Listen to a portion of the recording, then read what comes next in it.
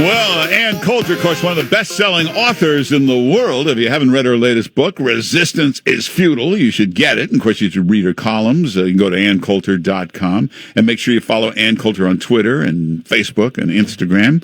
Ann Coulter, how you doing? Well, I sort of feel like I need to take a shower after reading about the corporate culture at NBC portrayed in Ronan Farrow's new book. I see you have tweeted about it as well, I think. Well, here's the question. I knew about this stuff. In fact, I tweeted it out about 2 months before he got caught.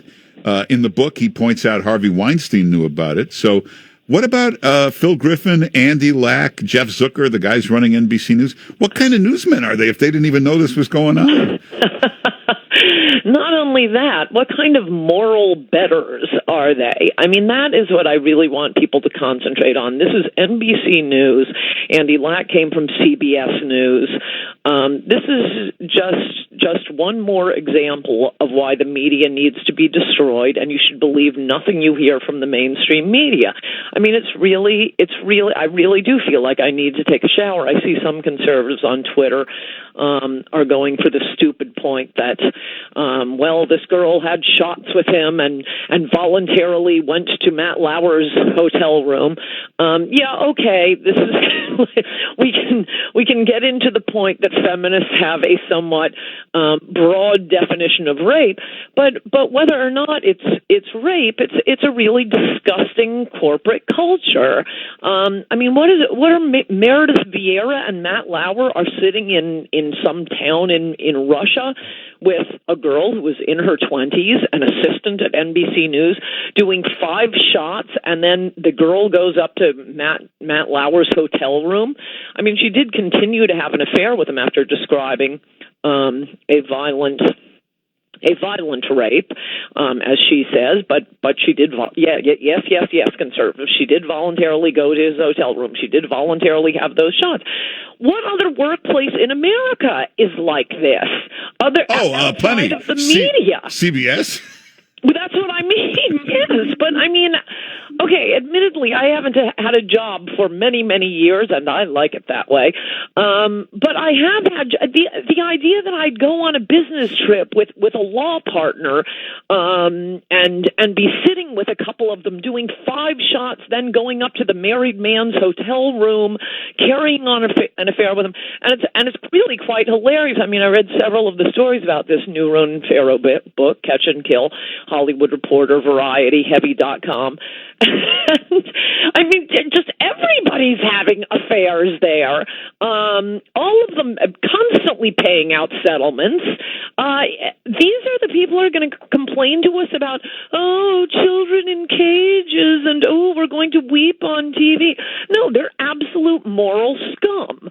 These are the people delivering the news to you. These are the people demanding Trump's impeachment, calling him a vulgarian.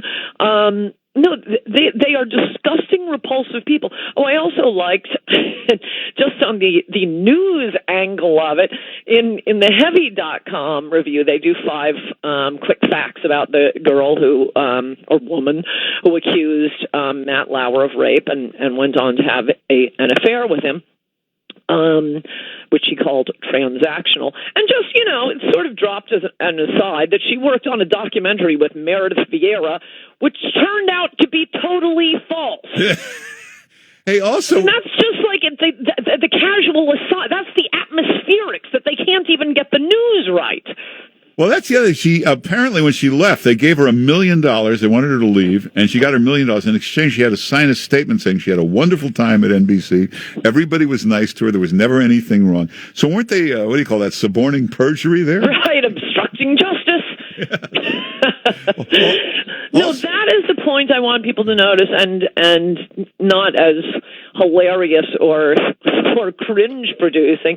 But just this week, you may have seen, I tweeted a couple of times about it, the illustrious Chicago Tribune has a news article, not an opinion article, reporting that, although a lot of people seem to think that illegal alien is a legal term, it doesn't ever appear in the law. I cited like 6 federal statutes.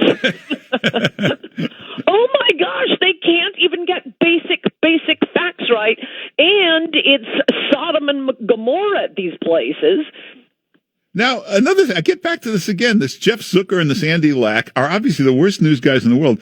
They hired this guy to do a show called Dateline. They would send him to Honolulu, to Seattle, to look for predators. There's one in the next room. They couldn't find this guy. They could have just had the guy work in the hallway there.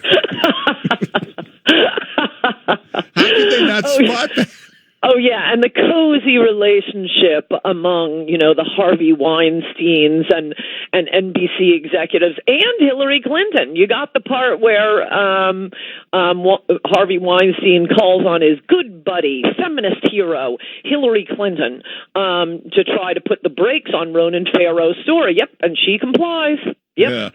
She has her publicist call up Ronan as he's negotiating for an interview with Hillary and says, "We have concerns about this big story you're reporting."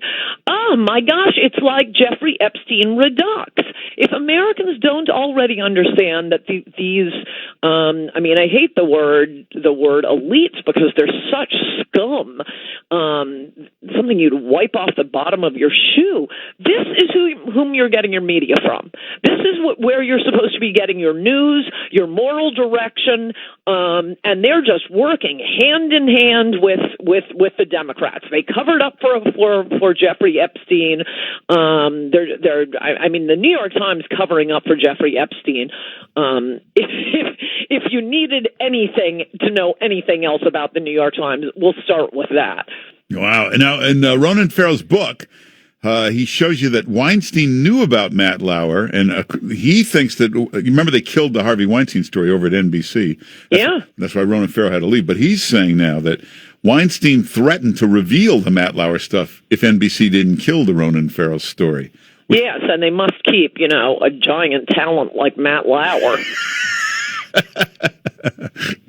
These are silly people giving us cooking tips in the morning.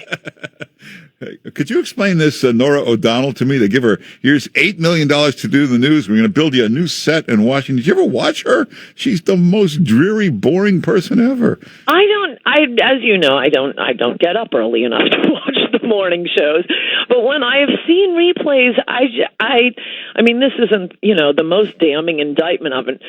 But I just can't stand how all the fake happiness, all of them giggling and smiling at one another, and we're so happy, and they laugh at every stupid thing.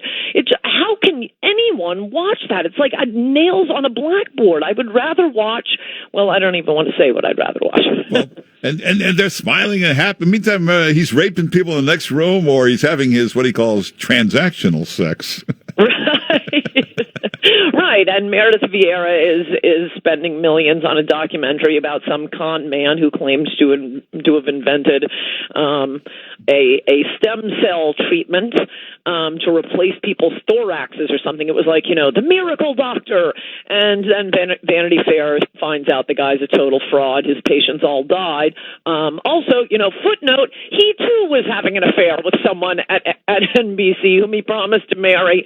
And then she found out, I think reading it in Vanity Fair, that he was still married to his wife of 30 or 40 years.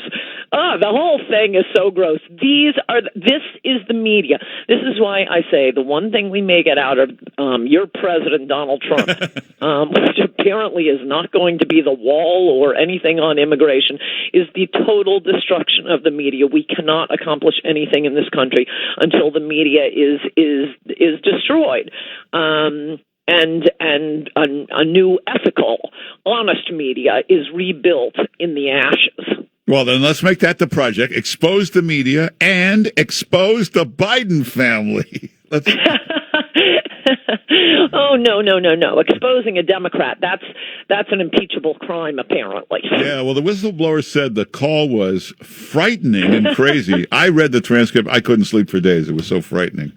It's funny. I've seen it. I can't even watch cable news anymore. It's so stupid. But I did see briefly this morning, they're actually playing that up on MSNBC, which, as you indicate, that the whistleblower, everybody's seen that Ukrainian call transcript. It's transcript. We've read it. The fact that these lunatics, we're calling it frightening, visibly frightened, terrifying, a threat to national security. It shows we're dealing with another Julie Swetnick. Yeah, the only people who should be frightened are Hunter Biden and company. That's if you're Hunter Biden, it was a frightening call, but otherwise, that's true. Well, everybody get Ann Coulter's book, Resistance is Futile, and the new column comes out tonight. Yes, it does. It has some good points that you've probably forgotten. Oh, okay. So you can get that online or at anncoulter.com. And the best thing is follow Ann Coulter on Twitter or just go to anncoulter.com. And Ann Coulter, thanks for being with us. Good to talk to you, Mark Simone. Bye-bye. All right. Take care.